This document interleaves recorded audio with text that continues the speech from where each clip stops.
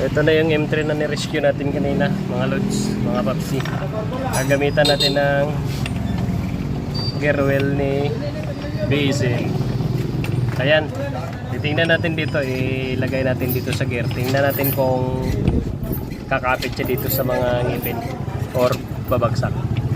So i-actual natin na actual natin na susubukan. Tingnan natin kung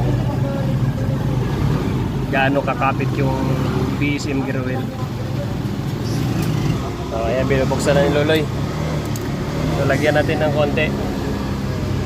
Ayan o, okay. Basilio. Ayan o, okay. Ayan, ikutin mo. Ayan o, hindi siya nalalaglag. Ayan o. So, maganda yung kapit ng gear wheel. Hindi siya basta-basta natatanggal sa ngipin. Andun pa rin siya o. So ganyan po ka lupit ang kapit ng BSM gear wheel. Alright? Ayan. Maganda talaga to kaysa ibang mga gear wheel na malabnaw.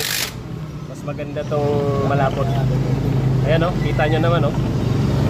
BSM lang malakas. Alright.